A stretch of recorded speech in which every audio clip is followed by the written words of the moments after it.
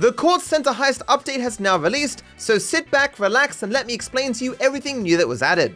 The mansion is now upgradable with a brand new art studio, which costs $4.7 million. While that is expensive, at least if you do get this upgrade, it will add an art studio to every mansion you own, not just one. You're introduced to your new art studio by Raph and Mr. Faber, who give you a rundown of the new heist. Raph is your guide throughout the entire heist, although your AI assistant does help as well. The heist itself is similar to other heists in the game, bearing the most resemblance to the Diamond Casino heist. I mean, even the layout on the whiteboard looks very similar. You first need to scope out the Kortz Center to identify the primary targets, along with any secondary targets you want to steal. There are 4 different entry options that you can scope and choose from, those being the staff entrance, the skylight, the loading bay, and the sewer. The prep missions work similarly to the Diamond Casino heist, allowing you to choose your infiltration gear, unmarked weapons, and getaway vehicle. There are 5 mandatory prep missions and another 5 optional preps that make the heist easier. In another video, I'll also have a complete guide showing you the best way to complete the heist while getting the maximum payouts. There are also 5 new vehicles available to purchase: the Grotti Cartusia GT, the Benefactor LRC GT, the Benefactor Laufa, the Albany Mirula, and the Ocelot E-Stride. GT Plus members can also claim an exclusive early access vehicle, the Grotti Veleno GT. Everyone else will be able to buy this vehicle in a week's time. There are also a number of smaller changes included in the updates. For example, unfortunately, Rockstar has reduced the payouts for every heist. However, the one saving grace is that each heist will now offer a boosted payout the first time you complete it each week. This is likely Rockstar's way of encouraging players to rotate between different heists instead of repeatedly grinding the same one. The new mission creator released as part of the Mansion DLC has already received a major update. It now includes cutscene actions for players, interior warps, CCTV cameras, additional props, more objective objects, and a wide range of other new features, giving creators even more tools to build custom jobs. There are also a few minor map changes. Rockstar added a new tree near the Richmond Villa, along with a new hedge around the outer edge of the Kortz Center maze. Certainly these are small changes, but they are still nice little details that help refresh the area. One quality of life improvement with this heist in particular is that you can now call Raph on your phone to start heist preps without going to your mansion. While this update does contain many references, some of which we already saw in the marketing that I discussed in a prior video, there is one of particular interest. A painting that can be stolen from the Kortz Center is called Trust and depicts 2 criminals robbing a burger shop. People believe this could be a reference to the September 2022 GTA 6 leaks, which featured early development footage of Jason and Lucia robbing a fast food restaurant. There are many statements in this update that make it obvious that there's more to come.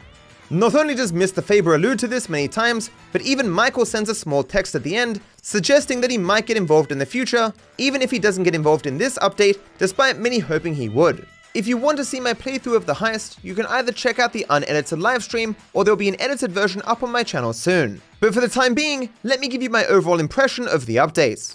My overall thoughts of the heist, and the update in general. We didn't really get much. This really feels like the first third or a half of the update. You know what I'm saying? I mean, there were new mini games for the hacks, and there were a lot of cool references that we already saw in part with the stuff we saw in the marketing stuff. The heist itself seems interesting. It'd be cool to find out what all the routes are and which is the fastest. The loot seems pretty good. With that being said though, it is really similar to the casino heist. It is very clear that they took the skeleton of the casino heist, took interiors from every other DLC, and put new stuff in those interiors, right? The setups are all really lackluster. Pointless filler work. I mean, I guess that's what all setups are, but it's the same with the Diamond Casino heist, but there's just so many setups, you know? I joined and thought it was the casino heist for a second. People keep spamming that the KO Preco heist was nerfed. I guess that's not surprising because they want people to do the new stuff. The cars? I didn't spend much time with the cars because none of them looked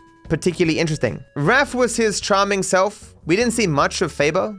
There was definitely 9 out of 10 hype, but I don't think the content we've seen so far really lives up to the hype, in a large part because people were hoping there'd be some continuation of the story. But all we really got was allusions to Faber working with some cabal. As I say, the new cars don't seem interesting. I even got the car that's coming out in a week for everyone else, and it just feels okay.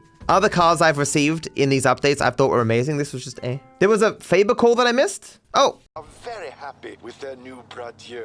And you must be happy making your name in such elevated circles. Is there no limit to your talents? I suppose we should find out. Ta-ta. That phone call took 1,000,000 years to come. I thought you guys were lying about it. I missed the first couple of words. To be honest, Rockstar didn't promote it that much. The hype was built up more from the side of the community. Makes sense. They knew it wasn't the final DLC and that something bigger is coming. I guess there was always going to be hype when you release a Heist after 6 years, right? That's normally how long there is between like major AAA games. So how would I rate this update then? I'll give it a 6. No, I'm giving it a 7. Because it's still a Heist, and there's still a heap of content that I haven't seen, that I haven't done, and there's clearly going to be more coming after this. Clearly. 6 to me is like good, but maybe not worth doing. 7 is good, but worth playing. I think it's still worth playing. It is expensive, that's true. Many millions. Oh, there's a microtext. Why is this all taking so long? You hear about the Kortz Center? Made me think of you for some reason. It's old man Michael. I can't call him? I deleted it, no! I mean, that text there, though, has to mean something, right? It has to. Surely that's alluding to that there's going to be more with Michael, at least. This is so not done. There is so more coming. I guess there will be some tie-in then with the story mode characters. It's going to be a question of how much, though. Yeah, so I guess there's 2 ways you can rate this update. Either just by itself or with consideration as to what else is going to come. There's more content coming. I think this was a fine update. And I'll have some fun grinding it for the next couple of days. I think one thing that does hurt it, though, is that it is the first heist in 6 years. If they had dropped another 2 heists over the last 6 years, maybe there wouldn't have been so much hype for this one, right? And that they nerfed the OG heist as well, which is not amazing. But yeah, thanks for watching, guys. Thanks for hanging out. I wish you all the best. Bye-bye.